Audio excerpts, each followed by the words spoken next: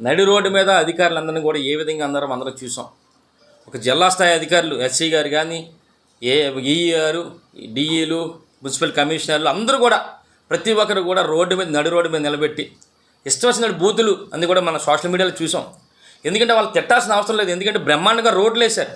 వాళ్ళ మీద ఏమైనా యాక్షన్ తీసుకోవాలంటే ఒకవేళ నాణ్యత లేకపోతే అది ఎంక్వైరీ చేసి, లేకపోతే వాళ్ళ మీద యాక్షన్ తీసుకోవాలి. కానీ ఒక నడి రోడ్డు మీద పాపం అందరూ ఉన్నతమైన స్థానాల్లో ఉన్నారు, ఉన్నతమైన పదవుల్లో ఉన్నారు, అధికారులు ఉన్నారు కనుక వాళ్ళ ఫ్యామిలీస్ అయ్యి చూసుకుంటారు. వాళ్ళు ఎంత బాధపడతారో కూడా మనం అర్థం చేసుకోవాలని చెప్పి మరి మీ అందరూ కూడా తెలియపరిచి, ఇలాంటి అధికారులని మీరు దూషించడం తప్పని చెప్పి మీ ద్వారా తెలియపరచడం జరుగుతుంది.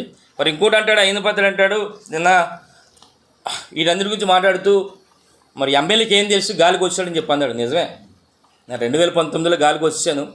అయినపత్రుడు గారు 1993లో వచ్చారు గాలికి. అంటే ఇలాగ వస్తూ ఉంటాం. రేపు మళ్ళీ 2029లో కూడా మళ్ళీ గాలికి వచ్చేస్తాం సంగతి మీ ద్వారా అయినపత్రుడు గారు తెలియపరచడం జరుగుతుంది. ఇంకో విషయం చెప్పాలంటే, ఈరోజు నర్సీపట్నంలో 2004లో టీడీపీ వచ్చింది, 2009లో టీడీపీ పోయింది, మళ్ళీ 2018లో టీడీపీ వచ్చింది, మళ్ళీ 2019లో టీడీపీ పోయింది, మళ్ళీ 2024లో టీడీపీ వచ్చింది, 2029లో టీడీపీ పోద్దాం సంగతి తెలుసుకోవాలని చెప్పి, సత్యం అని చెప్పి మీ అందరూ కూడా తెలియపరచడం జరుగుతుంది.